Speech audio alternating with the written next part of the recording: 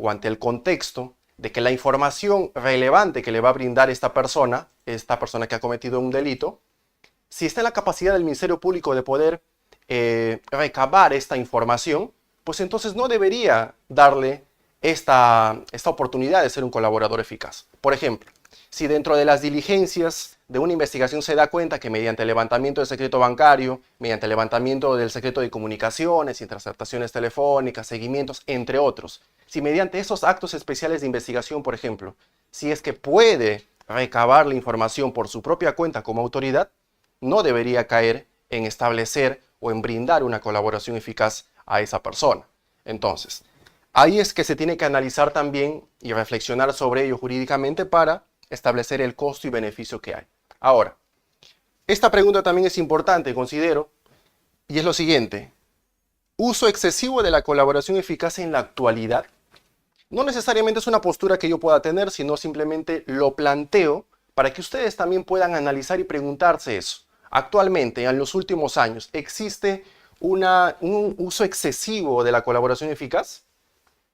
Puede ser. El año pasado, por ejemplo, he escuchado en alguna ocasión a un abogado que le han entrevistado, un abogado peruano, que decía algo de repente un poco polémico. Lo que decía es de que la detención preliminar es como una especie de generador de colaboradores eficaces. Puede ser algo polémico establecerlo así, cuestionable de repente verlo de esa forma, pero analicemos un poco más sobre esa idea y sobre esta pregunta para poder contestarnos y al final de repente poder hacer preguntas.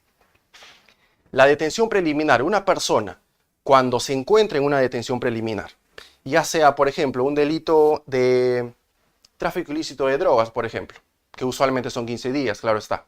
Entonces, esa persona que está frente a esa detención preliminar, 10, 15 días de repente, es una persona que obviamente no desea ir a la cárcel, no desea ir a la cárcel y encima de ello también pudiera recibir algún tipo de beneficio. Entonces, si se encuentra ante esa posibilidad, sumado de repente al estado emocional o psicológico que se puede estar en ese momento, la persona, obviamente también sumado a la información que puede brindar, claro está. Pero en ese contexto que ya les pongo de esa persona, es lógico que va a pensar en ser un colaborador eficaz. Entonces, luego de eso pasa una prisión preventiva, por ejemplo. Entonces, en ese contexto, pudiera ser considerado como esa figura de detención preliminar como un uso excesivo para poder aplicarse la colaboración eficaz actualmente. Eso es una pregunta que les dejo ahí para poder seguir analizándolo. Ahora, para poder identificar y poder hablar de las fases que tiene la colaboración eficaz, necesariamente tenemos que identificar y establecer un concepto de ello, de este proceso especial, y luego también hablar ya del sujeto específicamente, que es el colaborador eficaz. La colaboración eficaz, doctores, específicamente es lo siguiente: proceso especial autónomo, no contradictorio, basado en el principio de consenso entre las partes y la justicia penal negociada. Tiene por finalidad perseguir eficazmente la delincuencia. Las palabras clave, considero yo, de esa definición y que nos va a servir a lo largo de esta sesión es lo siguiente: es que primero es que es autónomo, no está sometido a la investigación, es un proceso especial, independiente. También nos dice que no es contradictorio y está basado en el principio de consenso entre las partes y la justicia penal negociada. Es no contradictorio porque lo que se busca es poder negociar entre la fiscalía, la defensa técnica del detenido, del imputado, y obviamente el mismo imputado. Poder no contradecir, sino vas a brindar información y en base a eso va a comenzar a seguir creciendo y poder estructurar lo que es todos los documentos que se pueda, las pruebas que se tenga o en su momento elementos de convicción. Entonces, es no contradictorio porque no buscas contradecir eso, al contrario, buscas aportar y poder llegar a un consenso, a una negociación jurídicamente hablando. Ahora, tiene por finalidad perseguir eficazmente la delincuencia. Claro. Ahora, ya cuando hablamos del sujeto específicamente, estamos hablando de un colaborador eficaz. La definición clara que lo podemos establecer es una persona sometida o no a una investigación, proceso penal, o que ha sido condenada, que se ha disociado de la actividad criminal, proporciona información útil buscando beneficios premiales.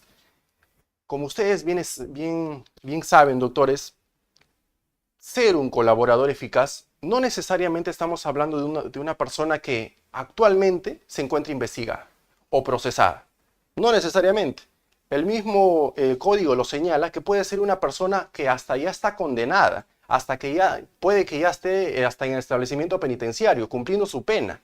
Pero si esta persona brinda una información sobre otro hecho delictivo, por ejemplo, y tiene bastante información sobre ello, él puede decir y puede ir a la fiscalía y decir, ¿sabe qué? Señor fiscal, yo tengo información sobre tal o cual persona que en tal momento, en tal lugar, han venido realizando una secuencia de delitos. Entonces te puedo brindar esta información, pero a cambio de eso puedo ser un colaborador porque quiero beneficiarme en esta condena que yo ya estoy cumpliendo en el penal. Entonces puede darse esa figura. No solamente es el tema de ser investigado, como bien les he señalado, sino también puede ser una persona que se encuentra condenada en ese momento. Ahora, obviamente es una información pues útil la que tiene que brindar, buscando beneficios premiales. Pero no solamente es útil. Más adelante vamos a seguir hablando en la primera fase, que no solamente va a ser útil, tiene que ser relevante, tiene que ser pertinente, tiene que ser corroborable sobre todo, doctores. Entonces, teniendo en cuenta esas definiciones como base, podemos seguir pasando a lo siguiente. En cuestión de antecedentes históricos en el mundo, doctores, tenemos, por ejemplo, la Alemania nazi específicamente. ¿Por qué? Si bien es cierto, no estaba como una figura jurídica plasmada en ese momento, pero desde ahí ya se puede ver ciertos vestigios o ciertos indicios de que se aplicaba en la práctica lo que es la figura de colaboración eficaz. ¿Por qué? Se alentaba a los ciudadanos a informar sobre otros a cambio de beneficios. Personas obviamente vinculadas a la Alemania nazi, a esta ideología que tenía. Entonces, a esas clases de personas se les alentaba, que ya estaban cometiendo el delito, claro está, se les alentaba a que ellos puedan informar sobre otros para poder beneficiarse en su momento. Otro ejemplo, y que también les estaba comentando, es el tema de los antecedentes históricos en el mundo. Este es un claro ejemplo. La Cosa Nostra, que es la mafia siciliana, hasta que se han hecho también, sobre ello se han hecho hasta películas. Entonces, El Padrino, por ejemplo, que todos lo conocemos. Entonces, sobre la Cosa Nostra, la mafia siciliana específicamente, si bien ha sido una mafia que estaba muy establecida en Sicilia, pero en su momento cayó esa mafia. ¿Pero por qué cayó? ¿Por qué fracasó en todos sus operativos, en todos sus actos que realizaban, en sus operaciones? ¿Por qué? Por esta persona, Tommaso Buscetta. Tommaso Buscetta es un ex mafioso delator. Era parte de la mafia siciliana, pero esta persona en su momento se alió como una especie de colaborador eficaz, que exactamente el nombre que tiene en Italia es arrepentido, simplemente es la palabra.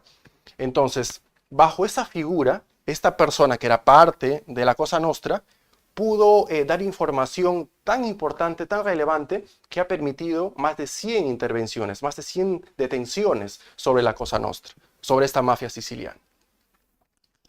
Ahora, otro antecedente histórico en el mundo también, porque se ha establecido en Brasil, es el caso Odebrecht, por ejemplo. Es una presunta organización criminal que habría nacido en Brasil y que ya todos conocemos.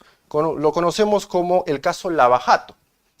Es el escándalo de corrupción más grande de América Latina. ¿Por qué? Porque no solamente estaba ceñido en Brasil, sino también estaba en Colombia, también estaba en Perú, también estaba en Panamá. Entonces eran varios países en el cual se había desarrollado esta presunta organización criminal en su momento. Y es como un antecedente también histórico a nivel mundial, pero también más adelante lo vamos a traer como si fuese también un antecedente del Perú, porque se ha desarrollado bastante también esa figura aquí.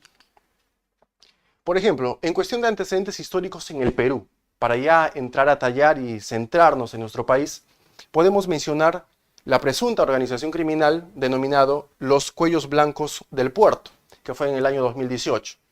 En este caso, en esta presunta organización criminal, que por cierto, la tipología estructural que en su momento la Fiscalía estableció para esta organización criminal fue la de red criminal. Es una red criminal que es la más compleja de los 5.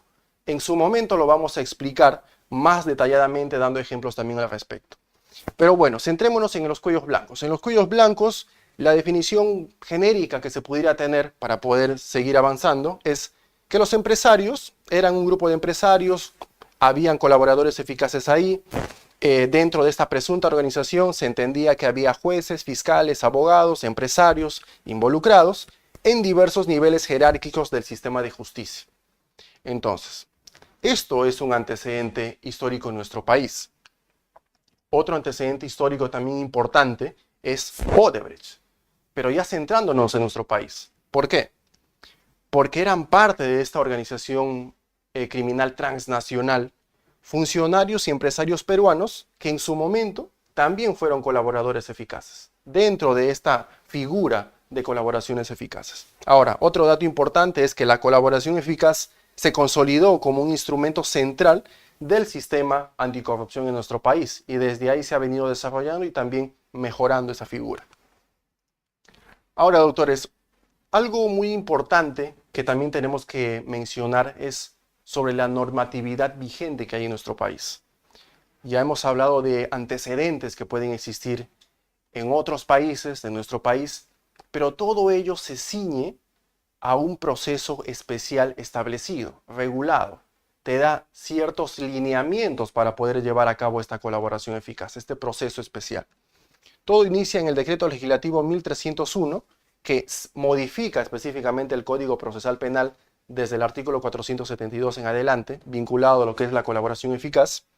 En su momento se establece este Decreto Legislativo 7-2017-JUS, que es el reglamento, en el cual se establece ya todo lo que son los lineamientos y la forma como se tiene que trabajar o promover lo que es la colaboración eficaz.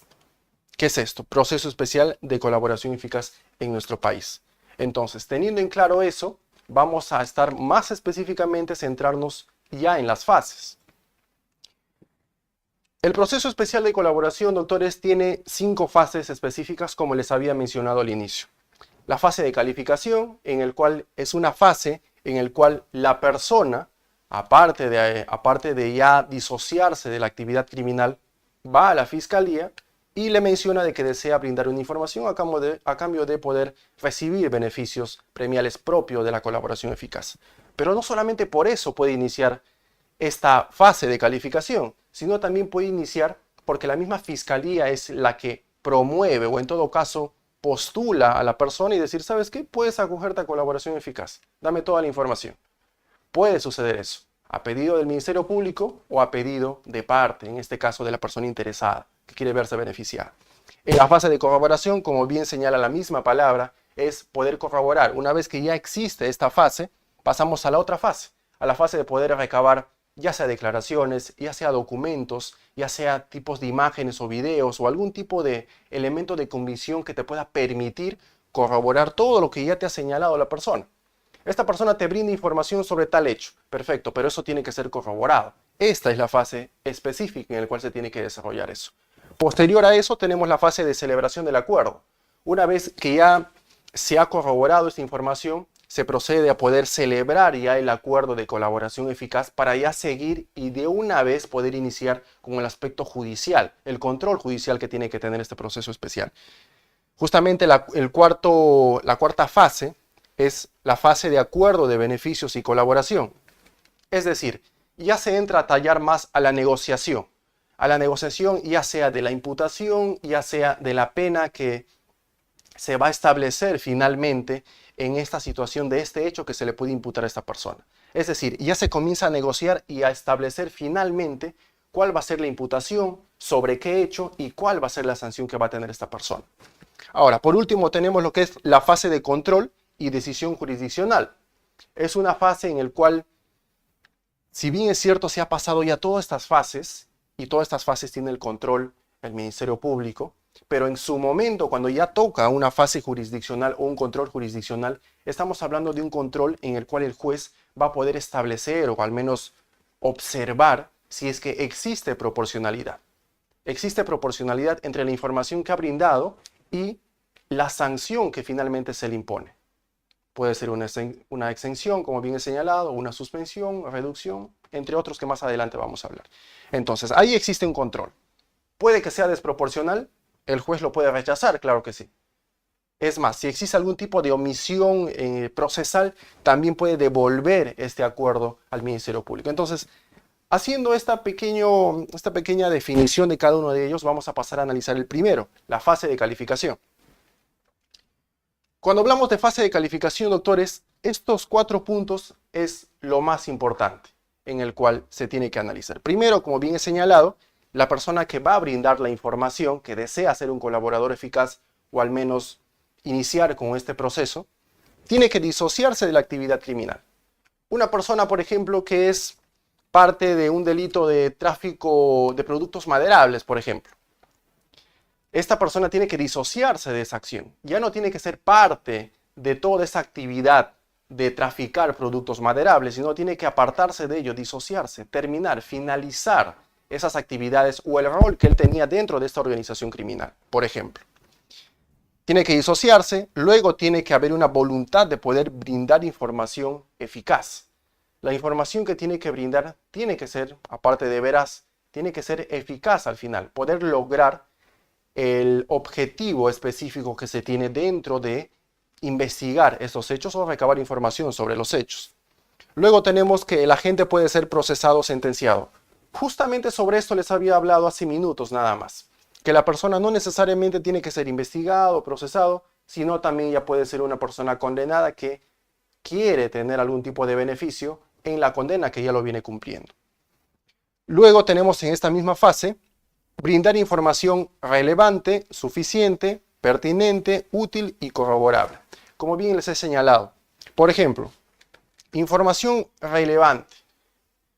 Si nos seguimos basando en el ejemplo de tráfico de productos maderables, por ejemplo, una información relevante sería que me pueda establecer, yo como Ministerio Público de repente, que me pueda establecer cuál era la ruta que tenían los camiones respecto al producto maderable.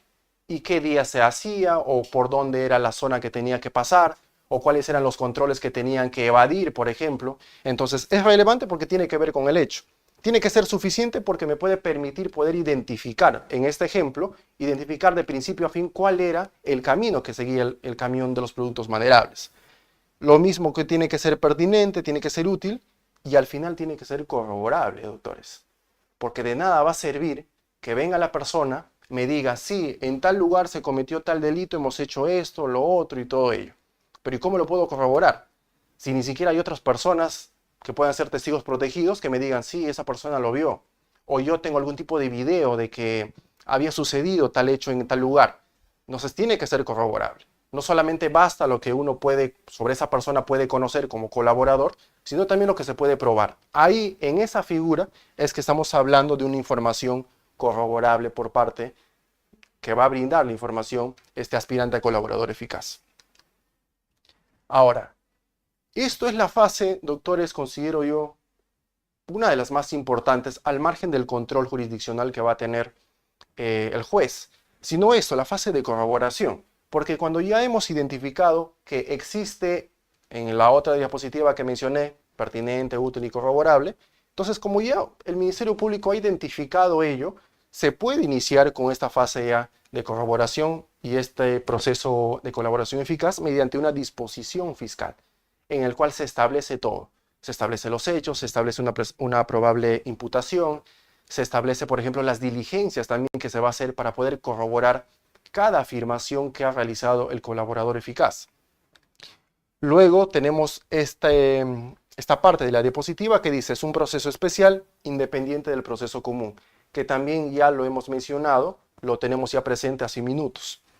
Luego se dispone diligencias, pueden ser declaraciones, recabar documentos, entre otros, doctores, entre otra clase de información. Ahora, la carpeta fiscal se pone a conocimiento del juez a fin de que se forme el expediente judicial, para que en su momento pueda tener conocimiento y pueda verificar sobre la corroboración que se hizo, cómo se hizo y si hay proporcionalidad también en su momento. Ahora, en la fase de celebración del acuerdo, doctores, que también es importante, ¿por qué? Porque al finalizar la corroboración que ya se hizo, el fiscal decide si procede el acuerdo o no, y si procede en ese caso, se establece una negociación de pena y una reparación civil. Ahora, acá es donde se puede aplicar lo que les había señalado. La persona puede estar exento, por ejemplo, de la pena. Puede haber una remisión de pena, una disminución o reducción de la pena, y también una suspensión de ejecución de la pena.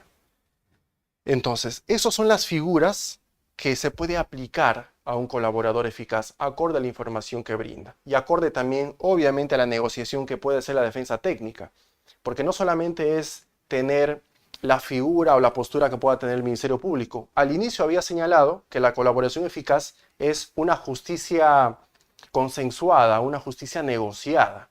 No va a ser contradictoria, perfecto, está bien que no sea contradictoria, pero sí va a haber una negociación jurídica, una negociación legal para poder establecer qué clase de beneficio le puedo aplicar yo como defensa técnica, puedo buscar y lograr a favor de mi patrocinado.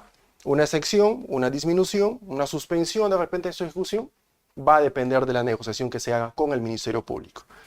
Luego tenemos que los beneficios deben ser proporcionales entre la colaboración y el resultado útil. Justamente lo que les decía.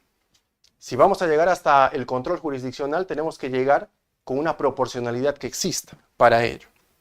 Ahora, este punto también es muy importante tenerlo en cuenta, que es de que un jefe o cabecilla solo puede acceder a la disminución de pena o suspensión de su ejecución. Solamente en esa figura. No existe otro tipo de beneficio que pudiera tener un jefe o una persona que es cabecilla. Ahora, ya nos encontramos en la fase de acuerdo y beneficio de colaboración, doctores. En esta fase, que viene sería la cuarta, que ya se ha avanzado bastante en el proceso de colaboración, nos encontramos ante esto, que el colaborador y el fiscal deben llegar a un acuerdo luego de esa negociación. Una vez que se ha negociado, que es la fase 3, nos encontramos a esta fase 4 y ya se establece los beneficios y la colaboración específica de esta persona. Ya está el acuerdo para luego firmarse. Justamente les hablaba de eso, miren. Se suscribe el acta de acuerdo de beneficios y colaboración eficaz. Son dos pasos cruciales en el cual ya se da por finalizado a nivel fiscal sobre el acuerdo y beneficios de la colaboración. Luego tenemos la última etapa, que considero que también es una etapa muy importante ya para finalizar en temas de fases. Es la fase de control y decisión jurisdiccional, doctores. El juez de investigación preparatoria es el competente para conocer el acuerdo inicialmente. En su momento emite un auto de enjuiciamiento, para luego el juez penal competente conoce el acuerdo desde que recibe ese auto de enjuiciamiento que ya fue emitido hasta que el mismo juez penal emite una sentencia. Ahora, este mismo juez penal, como les decía en su momento, tiene que analizar esta proporcionalidad que existe entre el costo y el beneficio, si nos remontamos a la primera diapositiva. Entonces, el juez penal controla la proporcionalidad del beneficio otorgado, se devuelve si se ha omitido un requisito procesal o no haya una proporcionalidad en ese momento. Entonces, son puntos importantes que se tiene que tomar en cuenta respecto a esta fase. El Ministerio Público puede tener un criterio sobre ello, puede tener una postura y plasmarlo en su acuerdo de colaboración eficaz, pero eso no solamente es un primer filtro. Un segundo filtro es justamente esto, a nivel jurisdiccional, para ya dar por finalizado este proceso de colaboración eficaz. Entonces, teniendo en cuenta ello, hay que preguntarnos esto. ¿Puede revocarse los beneficios otorgados al colaborador eficaz? Es una pregunta que hasta ya está establecida también en nuestro Código Procesal Penal respecto a esta figura. Y la respuesta es sí. Pero ¿en qué situaciones se puede dar ello? Porque no se da en cualquier supuesto, sino que tiene que haber ciertos supuestos establecidos no solamente en el Código Procesal Penal, sino también en la misma sentencia. ¿Qué clase de limitaciones u obligaciones ha establecido el juez para esa persona? Entonces, respondiendo a la pregunta sería sí, cuando incumple sus obligaciones acordadas y plasmadas en la sentencia. Pueden ser tales como pudo haber violado la confidencialidad, quizás ha cometido un nuevo delito doloso dentro de los 10 años siguientes, por ejemplo, no acudió al juzgado en las ocasiones que fue requerido por la autoridad jurisdiccional o cualquier otro que se haya plasmado en la sentencia. Esto, si bien es cierto, es un poco más amplio, un poco más discrecional, pero esto es lo normal en el cual se puede incumplir.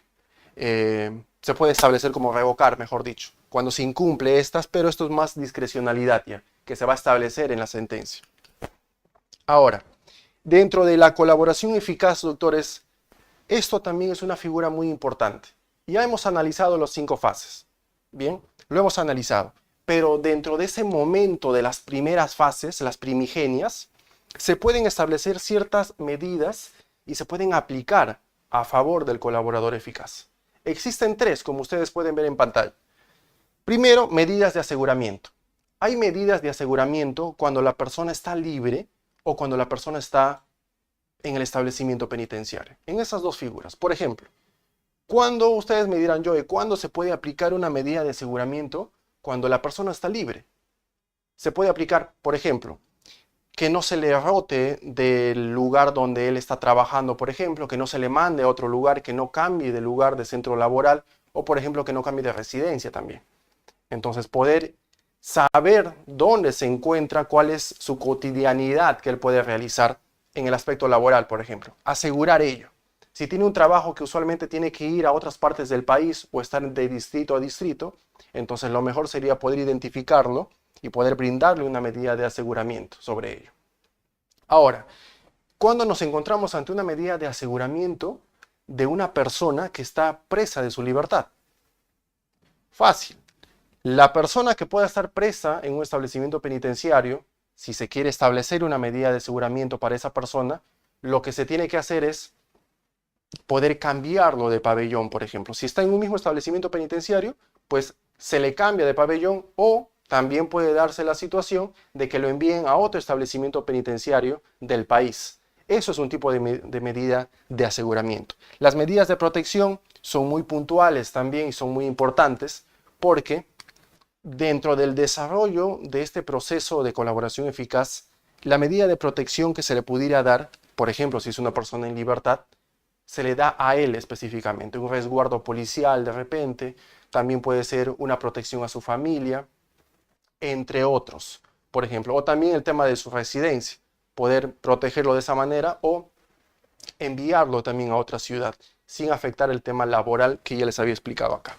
Ahora, en temas de medidas de coerción, doctores, eso también es una figura interesante para poder conversarlo y que ustedes también lo puedan analizar y tener ideas sobre ello, ejemplos, por ejemplo, es en las medidas de protección, perdón, medidas de coerción, estamos hablando, por ejemplo, una prisión preventiva.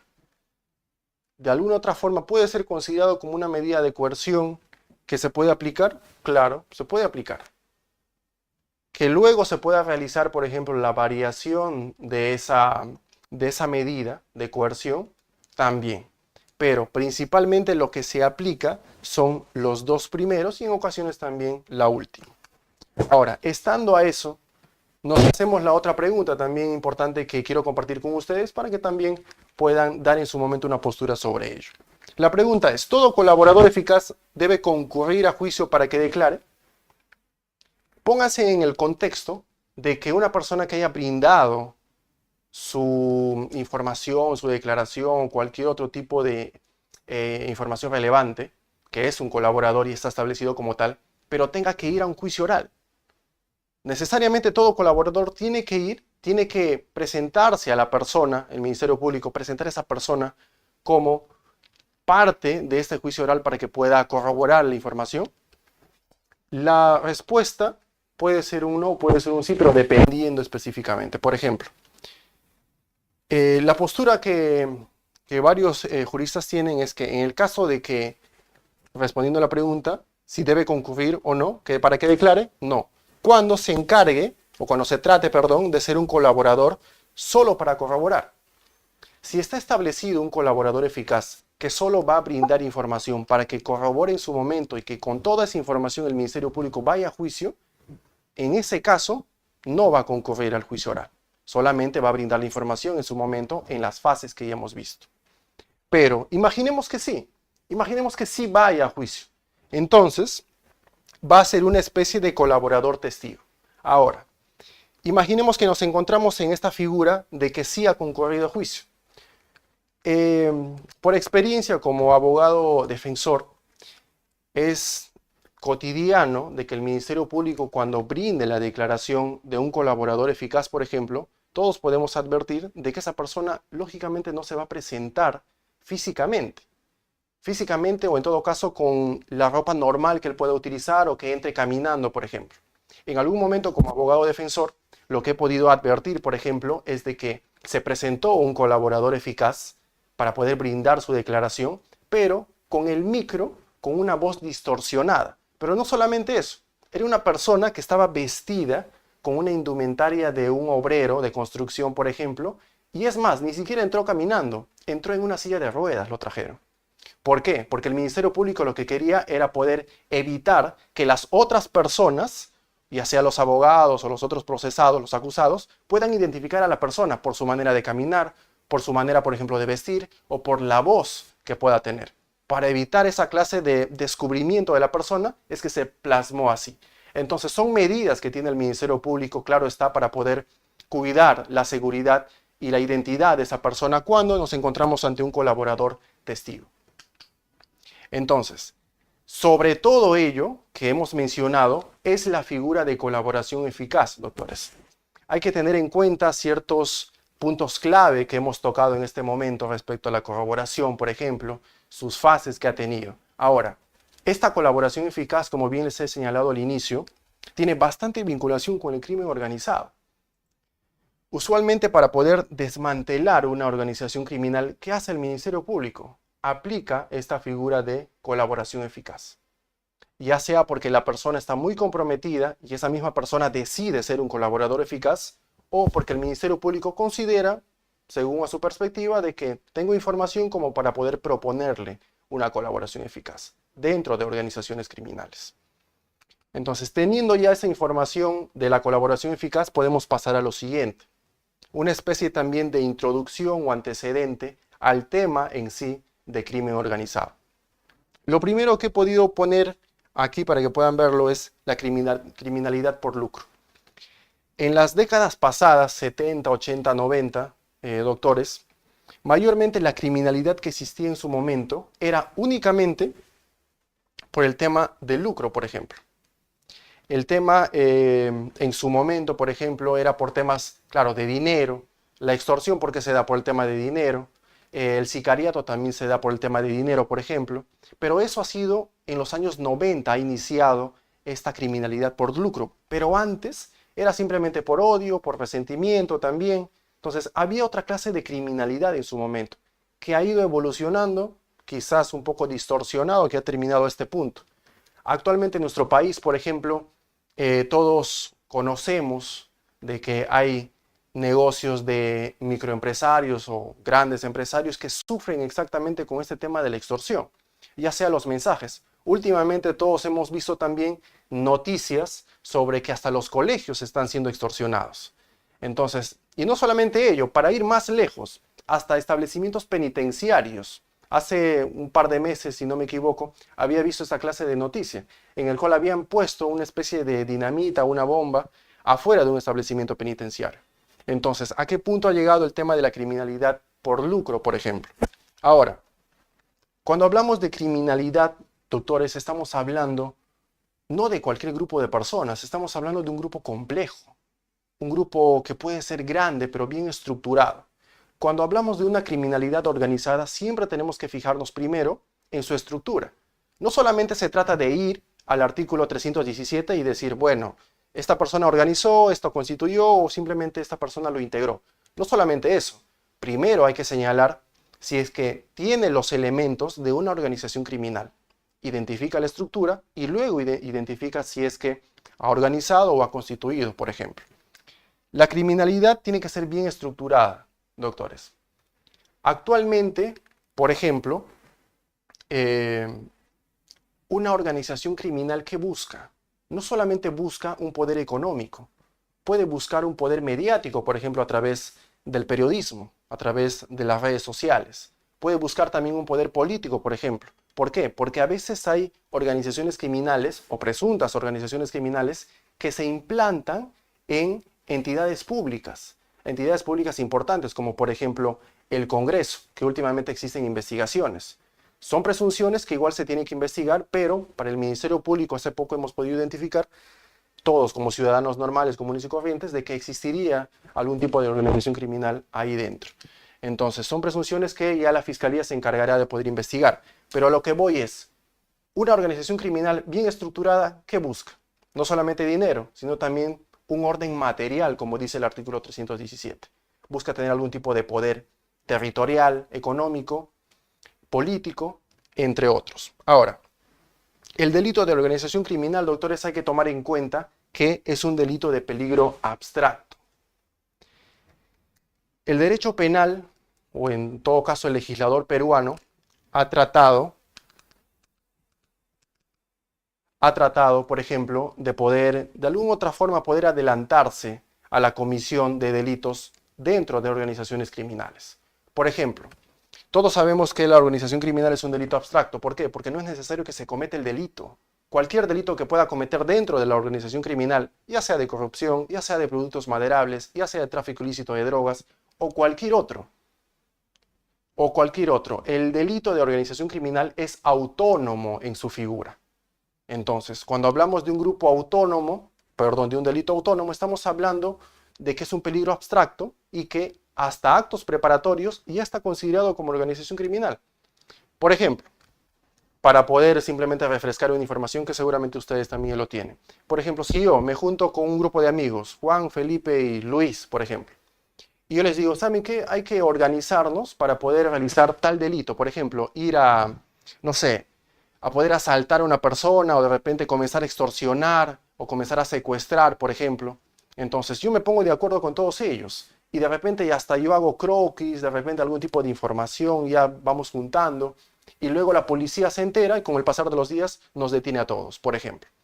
Eso ya es una organización criminal. Eso ya son actos preparativos que por el peligro abstracto ya está considerado como organización criminal. No era necesario que yo lo ejecute o que el grupo lo ejecute, el tema del secuestro o de la extorsión. No era necesario. Es un peligro abstracto. Lo mismo sucede, por ejemplo, con la tenencia ilegal de armas, con el reglaje, por ejemplo. Son delitos también de peligro abstracto. La persona que tiene el arma no es necesario que lo utilice. Basta con que lo tenga y que no tenga una licencia para ello. Lo porte, lo utilice. Lo mismo con el reglaje. Si se dan cuenta que existe algún tipo de información de un croquis, por ejemplo, para ir a un lugar específico a cometer un delito, también está considerado, entre otros delitos también. Ahora, en temas de antecedentes históricos en el Perú, doctores, sobre esto ya hemos hablado, pero lo vamos a tocar también de manera sucinta para poder referirnos a organizaciones criminales. Y esto también es otro tipo de organización criminal que ha existido en nuestro país.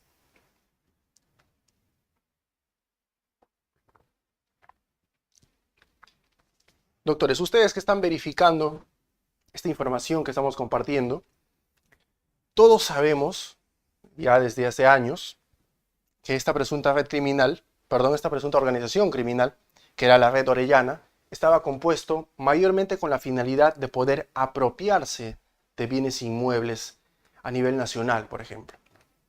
Esta Red Orellana estaba integrada por abogados, estaba integrada por jueces, estaba integrada por notarios, estaba integrada por registradores públicos, por ejemplo. Eso era la imputación que tenía el Ministerio Público. Entonces, era una organización muy bien estructurada que tenía actos o actividades a realizar dentro de todo el país. No solamente se centraba en Lima, por ejemplo, sino era a nivel nacional en el cual se desarrollaba esta Red Orellana.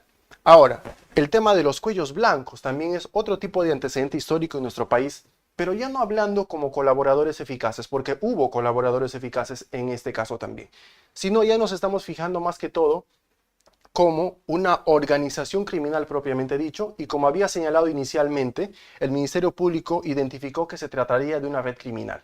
Como bien he señalado, y más adelante ya en cuestión de minutos vamos a tocar el tema de las tipologías, el Ministerio Público decía de que los cuellos blancos del puerto era una red criminal. Era una red criminal que era la más compleja de todas. ¿Por qué?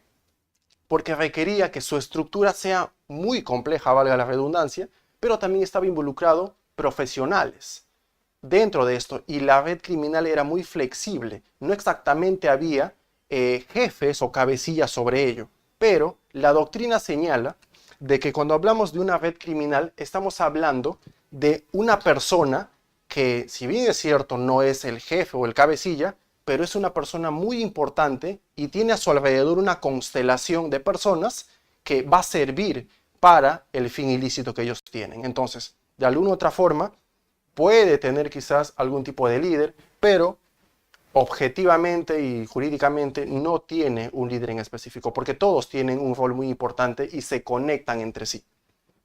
Entonces, teniendo en cuenta eso, podemos pasar a lo siguiente: antecedentes normativos en el mundo, doctores. Primero tenemos que hablar de la Convención de Viena de 1988. En esta convención está mayormente enfocada, y si ustedes también pueden verificarlo, está enfocada en narcotráfico e introduce por primera vez el término de lavado de activos proveniente de narcotráfico. Ahora, por primera vez también tratan el crimen organizado transnacional. ¿Pero por qué lo hacen? Por el tema de los cárteles, por ejemplo, en su momento. El tema de los cárteles era ya transnacional porque ya trascendían más allá del país en el que se encontraba, por el tema de las drogas. Entonces, ante esa situación, se ha considerado conveniente realizar esta Convención de Viena en 1988 y poder tener esta clase de información. Ahora, posterior a ello, como bien les he señalado al inicio, tenemos que hablar de manera irrefutable de la Convención de Palermo del año 2000. ¿Por qué? Porque es en esta Convención de Palermo que se define legalmente el concepto de organización criminal por primera vez. El Perú lo que hace es ratificar y desde entonces adapta a su normativa interna el tema de la organización criminal. Ahora, en el Perú en su momento se ha denominado como asociación ilícita para delinquir. No olvidemos que todo inicia con el año 2000, claro está, con esta convención y la definición de organización criminal. Luego, en el año 2013, existe lo que es la ley del crimen organizado, que es el 30.077, y posterior ya, en el año 2016, existe la modificatoria. Ya pasa de lado a llamarse asociación ilícita y ahora propiamente tiene el nombre de organización criminal desde el año 2016. Ahora, el tema de la ley número 30.077 no exactamente te habla de un tipo penal específicamente. El que te habla de un tipo penal es la modificatoria en el año 2016. En el año 2013 lo que existe de esta ley es que te brinda toda clase de información procesal. Todo relacionado a cómo poder desarrollarlo, cómo poder investigar, por ejemplo, cuáles son los conceptos que se tienen que tener en cuenta para poder considerar una organización criminal. Te brinda muchos detalles, pero son más detalles procesales solamente, doctores. Justamente lo que les hablaba, antecedentes normativos en el Perú. La ley 30.077, que es la ley contra el crimen organizado, doctores, promulgada en 2013, establece técnicas especiales de investigación, agente encubierto, seguimiento, interceptación telefónica, y mayormente se aplica esto para sicariato, lavado y tráfico ilícito de drogas, por ejemplo, entre otros también. Ahora, como bien les he señalado, son temas procesales sobre esta ley. Pero si queremos hablar ya sobre el tipo penal en específico, tenemos que señalarnos al artículo 317 del Código Penal peruano. En este artículo 317, doctores, define lo que es el delito de organización criminal. Lo define tal cual. Establece cuál es, ante qué situación nos encontramos para poder establecer y definir como una organización criminal a estas personas. Ahora, se sanciona la constitución o pertenencia a estas organizaciones criminales, como también distingue la permanencia, la estructura y la división de roles. No olvidemos que el artículo 317 del Código Penal peruano ha sido modificado hace algunos meses, nada más el año pasado, en los últimos meses del 2024. Entonces, la definición o el tipo penal de organización criminal cada vez es más compleja, porque antes de esa modificatoria ya se tenía bien establecidos los parámetros para poder establecer una organización criminal. Pero ahora esta modificatoria de hace algunos meses vuelve mucho más compleja poder establecer y decir, esta es una organización criminal. Que luego vamos a hablar sobre ello. Vamos a analizar específicamente el artículo 317, doctores. Por ejemplo, en este momento lo vamos a hacer. Por ejemplo, el artículo 317 del Código Penal, que habla sobre la organización, y la modificatoria justamente es de octubre del 2024, lo que les acabo de mencionar. Primero voy a leer, doctores, expresamente cómo está todo el tipo penal, obviamente hasta ciertas partes, porque después continúa obviamente más el tipo penal, pero lo esencial les voy a poder compartir y poder debatir también en su momento de repente qué clase de definición ustedes tienen sobre estas palabras. Este tipo penal del 317 nos dice lo siguiente: el que organice, constituya o integre una organización criminal será reprimido con pena privativa de libertad no menor de 8 ni mayor de 15 años. Se considera organización criminal a todo grupo con compleja estructura desarrollada y mayor capacidad operativa, compuesto por 3 o más personas, con carácter permanente o por un tiempo definido, que, de manera concertada y coordinada, se reparten roles correlacionados entre sí, para la comisión de delitos de extorsión, de secuestro, sicariato y otros delitos sancionados con pena privativa de libertad igual o mayor de 5 años en su extremo mínimo, con el fin de obtener, ya sea directa o indirectamente, un beneficio económico u otro de orden material. Entonces, existe una modificatoria, lógicamente, y considero que es un poco más compleja, pero acá lo vamos a analizar para poder compartir ideas. Primero, doctores, tenemos que tomar en cuenta o recordar el acuerdo plenario 1/2007 de la Corte Superior Nacional. En su momento establecieron 3 tipos de elementos que debe tener una organización criminal. Primero tenemos que identificar si es que nos encontramos en esos elementos. Una vez que nos encontramos en esos elementos, podemos pasar a identificar la organización, la constitución o la integración. Y después de eso, ya pasar a la tipología de estructura. ¿Qué clase de organización criminal es? Entonces, si vamos en ese orden, podemos estudiar meticulosamente lo que es la organización criminal. El acuerdo plenario 1/2017 de la Corte Superior Nacional nos dice que hay 5 elementos. Primero, el tema personal, también está el tema temporal, el tema teleológico, el tema funcional y el tema estructural. El tema del elemento personal, doctores, estamos hablando de 3 o más personas. El tema temporal es en un momento determinado, en un momento temporal en el cual ha sido parte o se ha desarrollado las actividades ilícitas esta organización criminal. La teleológica tiene que ver más que todo, en síntesis para poder decirles, tiene que ver con la capacidad de poder planificarse, de enfocarse, de proyectarse a futuro qué es lo que van a hacer. Eso es un elemento teleológico, es decir, tener un fin, un objetivo sobre ello. Ahora, en temas de elemento funcional que señala este acuerdo plenario, prácticamente estamos hablando de la distribución de roles. Tiene que ver con eso. ¿Qué rol ha cumplido cada persona dentro de esta organización criminal? Eso es un elemento funcional. Debe tener un rol esa persona para poder ser considerado dentro de esta organización criminal. Y por último tenemos lo que es el elemento estructural, doctores. El elemento estructural más que todo tiene que ver cómo se puede identificar el rol que ya tiene la persona, cómo se ha desenvuelto dentro de esta organización criminal. Las funciones, en qué momento específico se ha desarrollado o cómo se ha estructurado esta organización criminal. Entonces, teniendo en cuenta ello, e imaginémonos, doctores, que ya estamos ante una organización criminal. Imaginemos que esta organización criminal que queremos analizar cuenta con estos 5 elementos. Entonces, tenemos que pasar a esto. ¿Cuándo podemos encontrarnos en la capacidad de decir, esta persona organizó la organización criminal? ¿O esta persona lo constituyó? ¿O simplemente esta persona lo ha integrado en su momento? ¿Cuándo? Cuando hablamos de organizar, por ejemplo, doctores, estamos hablando de una capacidad. Imaginémonos a un integrante de esta organización criminal. Esta persona es el que planifica, el que coordina todo, el que genera cómo es que se va a desarrollar las actividades ilícitas. Lo organiza, tiene una capacidad de poder organizar y planificar todo. Entonces, cuando nos encontramos este tipo de personas, claramente podemos pensar que es una persona que organiza dentro de la organización criminal. Ahora, cuando estamos ante la palabra que señala el verbo constituir, por ejemplo. Volvemos al ejemplo anterior, donde estoy reunido con un grupo de amigos. Juan, Felipe y Luis, por ejemplo. Por ejemplo, yo estoy con ellos y les digo, ¿saben qué? Hay que constituir una empresa, hay que fundar una empresa que solamente va a estar vinculado a poder desarrollar actividades criminales. O sea, una empresa criminal. Yo ahí lo que estoy cumpliendo para que me puedan imputar de repente en este ejemplo que les estoy poniendo, es constituir, es decir, fundo. Se trata de poder fundar una organización criminal, una empresa criminal, por ejemplo. Entonces, puede que yo sea la persona que lo ha constituido, pero Juan sea la persona que organiza, que tiene la capacidad de planificar todo, por ejemplo. Entonces, esta persona puede ser un organizador.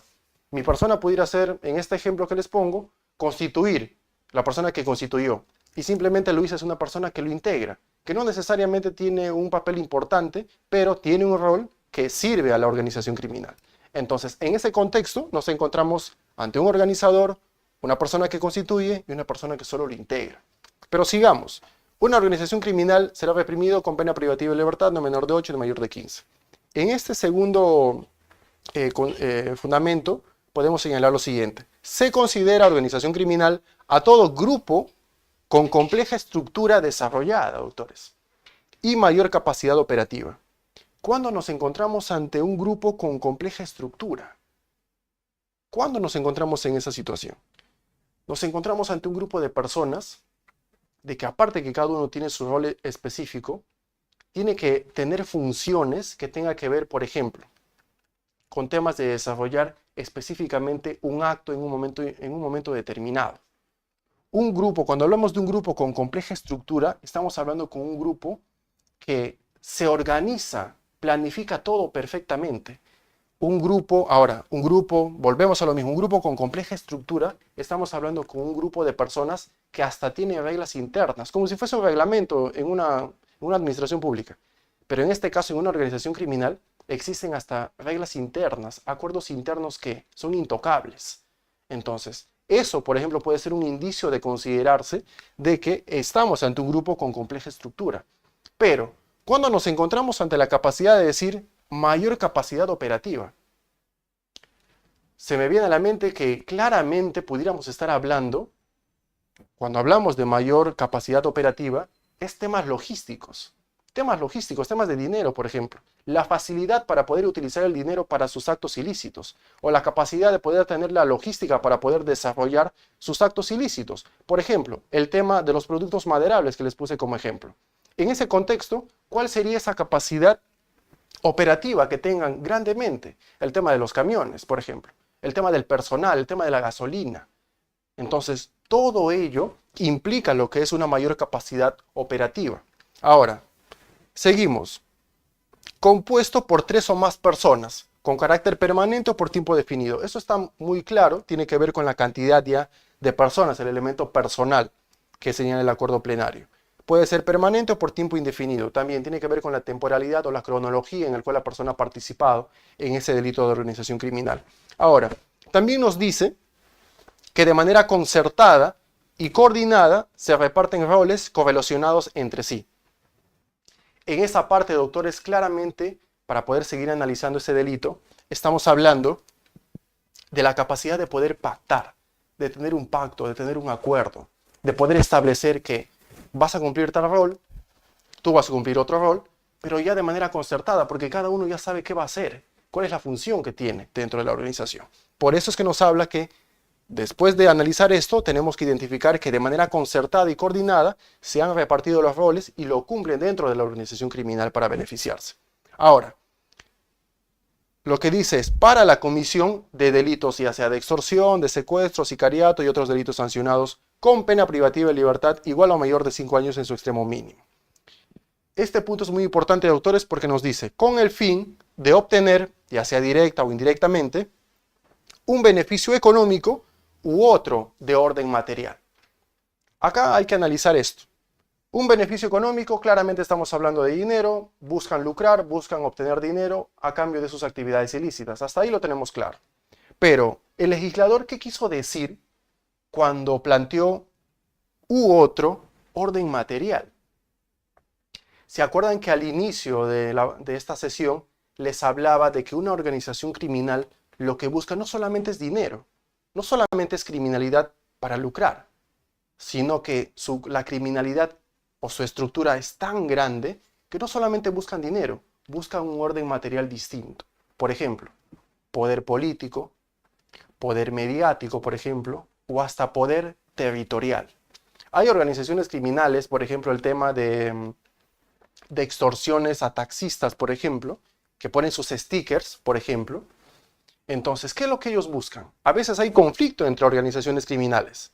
A veces ustedes ven de que, bueno, este taxi o este taxista tiene tal sticker, pero es de la otra organización criminal. Entonces hay un conflicto ahí. ¿Qué es lo que buscan? No solamente buscan lucrar, obtener dinero mediante esas extorsiones que hacen, sino también buscan un poder territorial, estar plasmados, establecidos en una zona en específica para poder desarrollar. Ahí es que nos encontramos ante un orden material, doctores, dentro de una organización criminal. Entonces, como ustedes pueden ver, es un poco más compleja, tiene más, más enunciados, por decirlo así, este tipo penal para poder analizar si nos encontramos ante una organización criminal.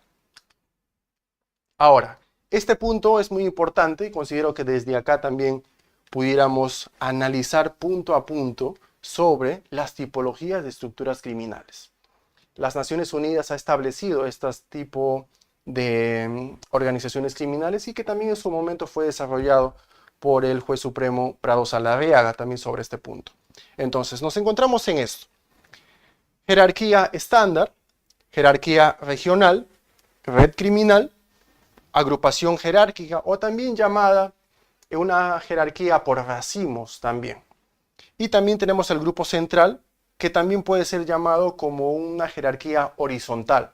Ahora, en la jerarquía estándar es vertical.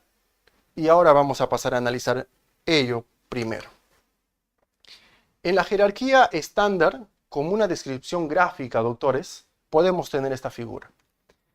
Claramente tenemos una persona que puede ser un líder o puede ser un cabecilla y que va a tener otras personas a su alrededor, pero netamente es vertical esta jerarquía que hay. Va a haber una persona que los está guiando a todos los demás, que va a ser 3 o más, claro está. Entonces, siempre hay un cabecilla, siempre hay una persona que dirige, que decide, que planifica, y los otros cumplen con su rol en específico. Un claro ejemplo puede ser el tema del cártel de Medellín, por ejemplo, de Pablo Escobar.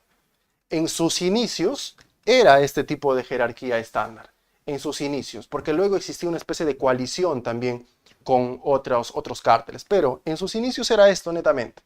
Pablo Escobar era la persona que decidía, planificaba, tomaba las órdenes y que había personas a su alrededor que lo cumplían, pero siempre estaba debajo en temas de jerarquía. Entonces, esta clase de jerarquía estándar, doctores, es la más común que aplica el Ministerio Público. ¿Por qué? Porque cuando hablamos de jerarquía estándar, estamos hablando de un cabecilla, estamos hablando de un lugarteniente, estamos hablando de personas que colaboran con la organización, de personas que integran o simplemente de personas vinculadas. Pero siempre va a haber una jerarquía vertical en esta clase de organizaciones criminales que en un 80% o 90% es la tipología que utiliza el Ministerio Público para poder imputar a una organización criminal. Luego tenemos lo que es la jerarquía regional, doctores, que también es muy importante. ¿Por qué? Porque en ocasiones también se da. Ahora, ¿cuál es la jerarquía regional? La jerarquía regional es que existe una persona, en este caso el cabecilla, que es la persona que, por ejemplo, ha fundado o ha constituido la organización criminal. Un claro ejemplo es el Tren de Aragua, por ejemplo. Es un claro ejemplo el Tren de Aragua, que ha sido originado, su inicio ha sido en el país de Venezuela, en Aragua. Entonces, existe lo que es el Tren de Aragua en este ejemplo, pero está descentralizado, por decirlo de alguna manera. En la región Sudamérica, por ejemplo, en esta región del continente en el que estamos, el Tren de Aragua no solamente existe en Venezuela, existe en nuestro país, existe en Colombia, existe en Ecuador, por ejemplo. Y también existe ya ciertos integrantes en Estados Unidos. Entonces, ¿podemos llamar al Tren de Aragua como una jerarquía regional? Absolutamente sí. ¿Por qué? Porque si bien es cierto, existe un cabecilla, el que ha originado todo y el que ha creado, por ejemplo, el Tren de Aragua, pero existen otros líderes que se encuentran en otros países. La jerarquía regional puede ser que se puede encontrar dentro de un país y luego vinculado a líderes en cada provincia. Pero en este ejemplo que les pongo del Tren de Aragua, para centrarnos y enfocarnos en este ejemplo y me puedan entender mejor lo que quiero plantearles, es lo siguiente. El jefe o cabecilla que da origen en Venezuela puede tener a su vez otros líderes similares a él, pero igual él decide todo, otros líderes que se encuentren en Perú, que se encuentren en Colombia y que se encuentren en Estados Unidos. Ellos a su vez también son líderes de otras personas. de otras personas. Cada uno tiene sus propias formas de liderar, pero estos 3 líderes que están en cada país se deben al líder principal. Él siempre va a decidir, siempre va a ser el principal. Entonces, en esa clase de situaciones nos encontramos ante una jerarquía regional, doctores, para que me puedan entender. Ahora, este punto muy importante, red criminal.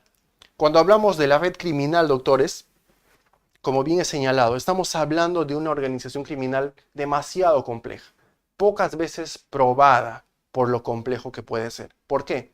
Porque no hay un líder. No hay un líder, no hay una persona que sea más importante que otra. Simplemente cada uno es importante acorde al rol que tiene. ¿Por qué? Porque existe como un puente, es como un puente entre este y este, por ejemplo.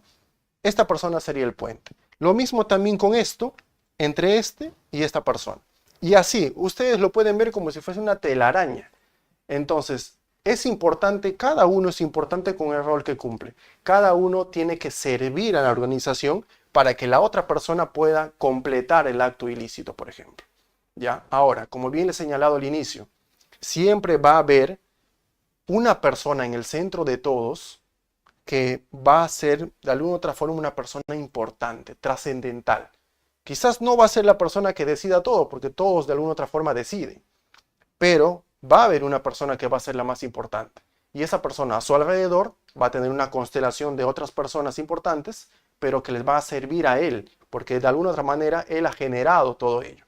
Ahí nos encontramos ante una red criminal. Otro dato importante que les puedo señalar de la red criminal, doctores, es de que normalmente está constituido o conformado por personas que son profesionales. No es lo mismo, por ejemplo, organizaciones criminales que se dediquen al tráfico ilícito de drogas o a personas que se dedican a corrupción de funcionarios.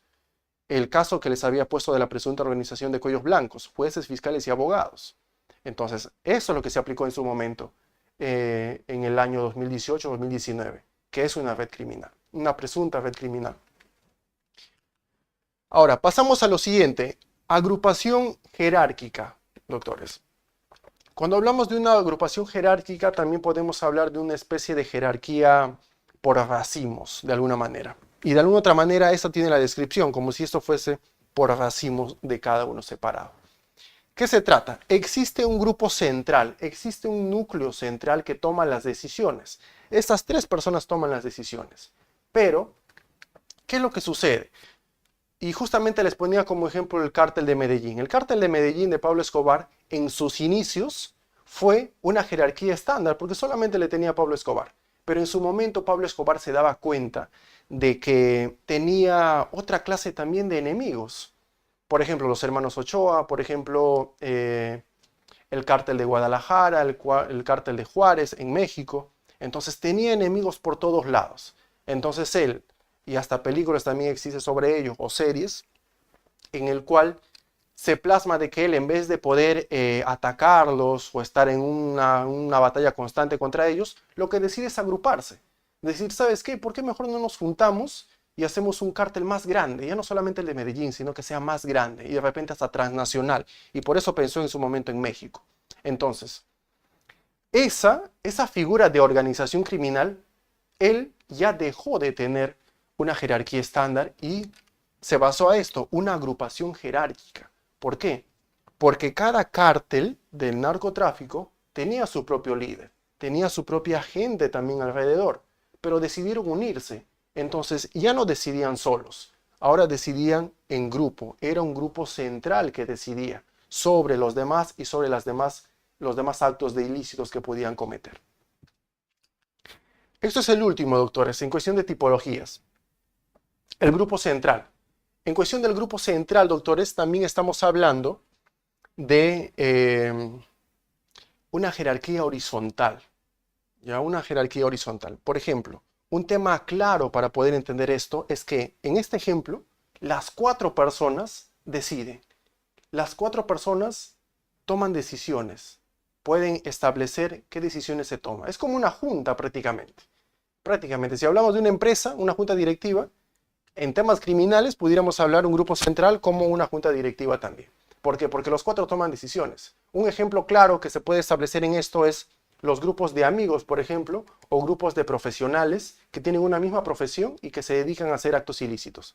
Como todos tienen información, todos tienen conocimientos sobre su profesión específicamente y que los actos ilícitos están vinculados a estas actividades que ellos conocen como profesionales, es que todos toman decisiones. Otro ejemplo claro también para entender es organizaciones criminales que están conformadas por familiares. Claramente también ellos, por ser familiares, no existe un nivel jerárquico, no existe una importancia en cuestión de jerarquía o en cuestiones de roles. Como son familiares, todos toman una decisión en concreto dentro de una organización criminal. Entonces, esos ejemplos, claramente como organización criminal, pudieran establecerse en esta tipología de grupo central. Ahora, como un último tema importante a poder tratar y que considero que sería bueno poder compartirles, es el tema de la diferencia entre organización criminal y banda criminal, doctores. En esta clase de diferencias que ya se encuentra plasmado también en el Acuerdo Plenario 8-2019, el Acuerdo Plenario 8-2019 lo que te dice claramente, por ejemplo, en el fundamento 20, te dice claramente ciertos puntos importantes para que lo puedas diferenciar. ¿Por qué? Lo que te dice en ese fundamento claramente y que se refuerza también con otros fundamentos previos es de que la organización criminal siempre su estructura va a ser compleja. ¿Cómo es que puedes diferenciar a una organización de una banda? Lo diferencias tanto por su estructura y también por su permanencia. Son dos puntos importantes para poder identificarlo. ¿Por qué? La estructura es mucho más compleja. Hay una división de roles. Cada uno sabe lo que tiene que hacer. Se dedica a delitos más graves. No se dedica a asaltar en la calle, por ejemplo, o en la esquina. Una organización criminal va más allá de ello, porque se supone que tiene un poder logístico, un poder económico para poder desarrollarlo. Narcotráfico, secuestro, sicariato, corrupción de funcionarios, entre otros delitos graves, ¿ya? Mientras que la banda criminal no. Lo que te dice el acuerdo plenario también es de que puedes identificar por la estructura, porque la banda criminal no tiene una estructura bien establecida. Es más, ni siquiera tiene roles bien establecidos, porque cuando van a desarrollar su delito o sus actos ilícitos, no es que se ponen de acuerdo a poder desarrollar este rol o el otro rol, sino de que espontáneamente a veces, acorde a la necesidad o la exigencia del momento, tienen ciertos roles o ciertas funciones que realizar. Por otro lado, la permanencia. Son grupos de personas, en cuestión de la banda me refiero, son personas que simplemente se juntan para poder cometer ese delito. No necesariamente es de manera permanente. En ocasiones simplemente son un grupo de personas que identifican a una persona, un objetivo, por ejemplo, y cometen el delito. Después se pueden desentender o simplemente ya no ser los mismos también. En cambio, en la organización criminal no. Puede ser por tiempo indefinido, como bien señala el artículo. Pero es mucho más estable de alguna manera la integración de esta organización criminal y sobre todo los roles son bien marcados porque cada uno tiene una función específica. En cualquier circunstancia en la que se encuentran, cada uno tiene una función específica que cumplir. Entonces, estando a esa precisión de ese fundamento del Acuerdo Plenario 8-2019, podemos nosotros también establecer que hay 4 puntos específicos: estructura, permanencia, planificación y también los delitos. Justo lo que les explicaba, solamente que ahora está plasmado en esta imagen. En cuestión de la estructura, como bien les señalaba, es compleja, con jerarquía y roles definidos. En la banda no. La jerarquía es simple y es clara. En la permanencia puede ser continua o puede ser prolongada. Mientras que en la banda criminal estamos hablando de una actuación esporádica o puntual nada más. En cuestión de planificación, doctores, se entiende que hay una mejor planificación en la organización criminal. Hay una alta planificación, infiltración en instituciones, por ejemplo, cuando buscan un poder político. Mientras que cuando hablamos de banda criminal, estamos hablando de una baja planificación casi improvisada. Justo lo que les decía, tiene que ver con un nivel más que todo espontáneo por parte de la banda criminal, muy diferente a la organización criminal. En lo que respecta a los delitos, que también está establecido en el artículo 317, que solo tiene que ver con delitos graves, secuestro, sicariato, tráfico ilícito de drogas, y que la pena de ese delito sea como mínimo 5 años. Entonces, estamos hablando de delitos graves e incluso delitos transnacionales. Mientras que en la banda criminal no. Los delitos que comete una banda criminal normalmente estamos hablando de pocos delitos o delitos mucho más simples. Entonces, en esta ocasión quería hablarles y compartir con ustedes lo que es la colaboración eficaz frente al crimen organizado. Espero que les haya sido de mucha ayuda, poder refrescar de repente la información que ustedes ya tenían o aprender de repente un poco más sobre esto, que considero es un tema muy importante, muy, como les decía al inicio, de mucha vanguardia jurídica que nuestro país afronta. Son figuras procesales, por ejemplo, en el proceso especial de colaboración eficaz, muy importante, y también poder identificar el crimen organizado. Así que para mí ha sido un placer poder estar acá en juris.p para poder compartir con ustedes esta clase de temas muy importantes. Muchas gracias.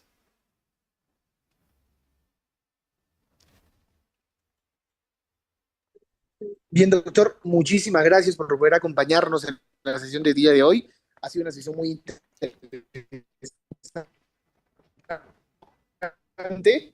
De la misma forma, hay una pregunta que nos vienen diciendo.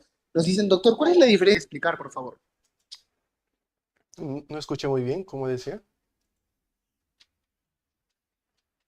Escucho un poco entrecortado acá un momento.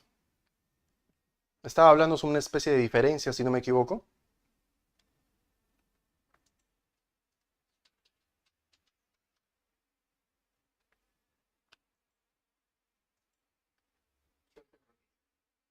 Bien.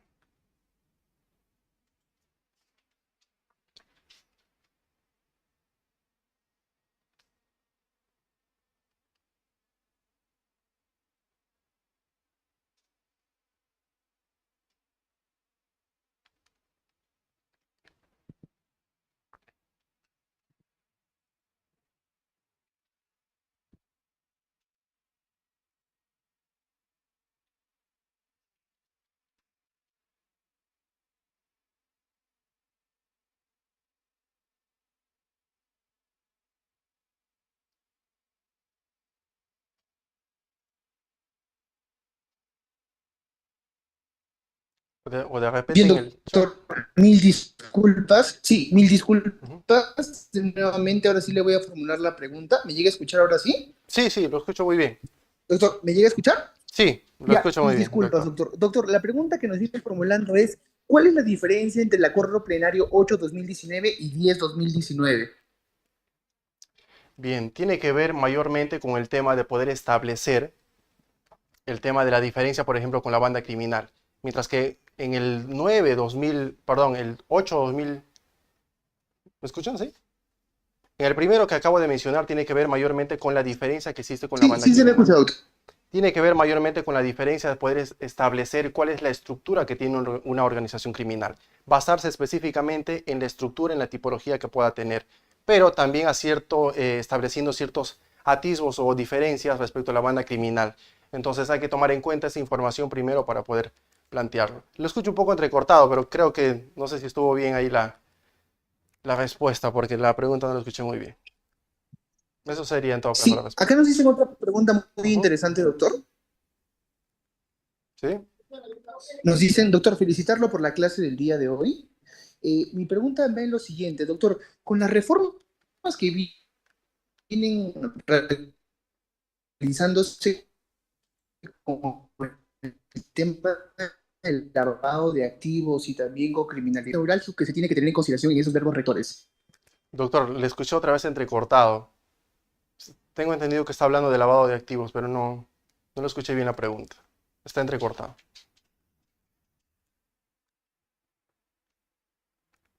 Bien, doctor, nos decían, ¿cuál es la diferencia entre el lavado de activos y obviamente también vectores que se vienen utilizando? Sigo escuchando entrecortado, me disculpará. Escuché solamente cuál es la diferencia entre lavado de activos y lo demás.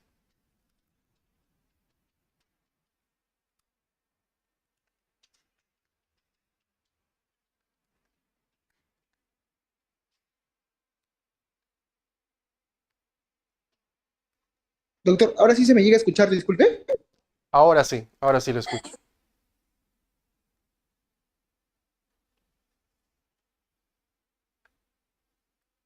¿Usted sí lo escucha? No logro escuchar.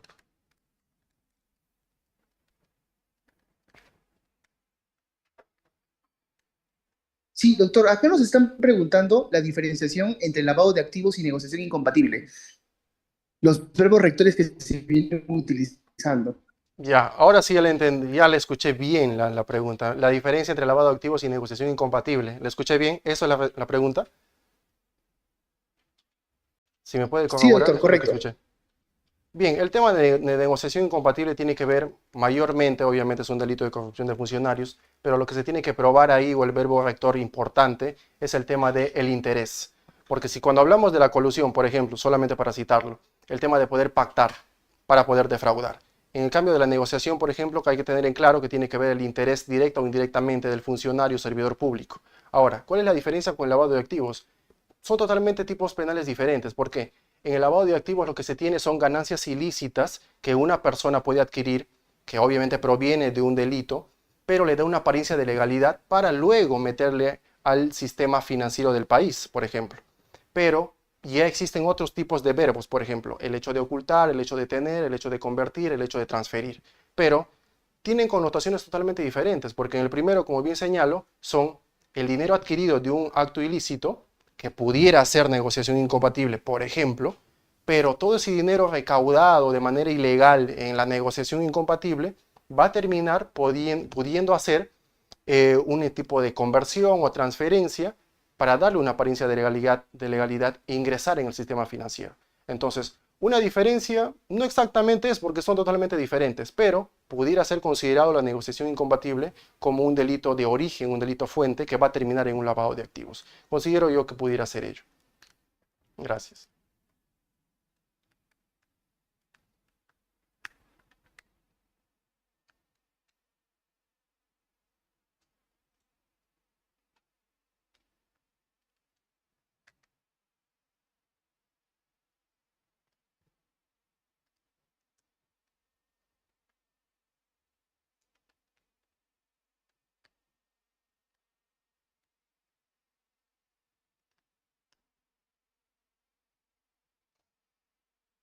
Bien, doctor, acá nos hacen otra pregunta también en el WhatsApp. Nos dicen, doctor, felicitarlo por la sesión del día de hoy. Doctor, dentro de los verbos rectores que tenemos en consideración en los delitos de crimen organizado y extinción de dominio, ¿cuál cree usted que son las reformas más importantes que se vienen dando en la actualidad? ¿Lo escuché bien? ¿Sí terminó? Sí, doctor, nos decía, ¿cuáles son las reformas más importantes que se vienen dando en referencia al lavado de activos y extinción de dominio que cree usted conveniente también que se tengan que profundizar? Bueno, no tiene nada tanto que ver con el tema de organización criminal, pero igual también lo puedo contestar. El tema de lavado de activos, si bien es cierto, ha sufrido modificaciones a lo largo de estos años, pero lo que más ha sufrido modificaciones es el tema de extinción de dominio. El tema de extinción de dominio ha sufrido modificaciones, por ejemplo, hace unos meses, el cual es importante, pero de alguna otra manera causa cierto perjuicio, por decirlo así, al Ministerio Público en tema de poder probar. Entonces, usualmente, si no me equivoco, tiene que ver con que ya esté establecida una sentencia, mientras que antes no era así. Poder realizar un proceso de extinción de dominio que pudiera ir a la par con un delito de lavado de activos, no necesariamente se tenía que tener una sentencia, sino pudiera ser dos procesos diferentes sin ningún problema. Existen reformas, claro, es esa la reforma, pero pudiera ser cuestionable o polémico si es que para bien o para mal poder aportar a esta figura de extinción de dominio. Considero simplemente eso, esa pequeña apreciación. Bien, doctor. Acá nos hacen otra pregunta muy interesante en el WhatsApp. Nos dicen, doctor, felicitarlo por la sesión del día de hoy. Nos preguntan, doctor, sabemos que siempre en los delitos de organización criminal o de crimen organizado, siempre se dan las famosas etiquetas criminales, lo que genera populismo punitivo. ¿Qué opinión merece al respecto? Bueno, sobre ello tiene que ver mayormente el tema de presunción de inocencia, por ejemplo. Todos sabemos que cuando detienen a, a una presunta organización criminal, lo plasman como tal. Es más, hasta ya le dan un nombre a esa organización criminal. Es un nombre que usualmente lo establece la policía para poder identificar de repente al caso y de repente para hacerlo también más público. pero de alguna u otra forma, como bien señala la persona que preguntó, causa alguna especie de estigmatización a esa persona. ¿Por qué? Porque por 3 años al menos va a estar vinculada a una presunta organización criminal como si fuese un miembro. Ahora, no olvidemos también que existen organizaciones criminales que se hayan podido investigar que con el pasar de los años se va diluyendo, va perdiendo fuerza o tiene cierta debilidad y termina en ocasiones, por ejemplo, organizaciones criminales grandes que por una mala investigación de repente termina en una absolución de las personas. Entonces, ¿pero qué pasa con la presunción de inocencia del inicio, de los primeros días que la persona ha sido detenida?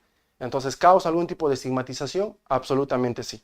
Pero ya es más que todo un nivel de poder mostrarlo a la opinión pública de esa manera. Bien, doctor, acabo de revisar el chat y esas han sido todas las preguntas que nos han formulado. Mis disculpas nuevamente con el tema de conectividad, a veces nos fue una mala pasada. No se De la preocupe. misma forma, agradecerle siempre su compromiso, muy entendible en la clase, y de la misma forma también cada uno de los puntos que se ha podido tocar. Deseándole los mejores éxitos y parabienes en su vida profesional y esperando que nos pueda acompañar en otra próxima sesión que su casa, Juris.p, viene impulsando. Palabras finales de su parte, por favor, doctor. Simplemente para poder agradecer. Es un espacio muy bonito, muy importante para poder dirigirnos a la comunidad jurídica, poder aportar, poder debatir, poder intercambiar ideas también. He tratado de poder hacerlo lo más práctico posible para poder entender, para poder entendernos también y bueno, simplemente agradecer a todos ustedes que han estado pendientes y han podido observar esta sesión y también sobre todo poder agradecer a Juris.p. Muchas gracias.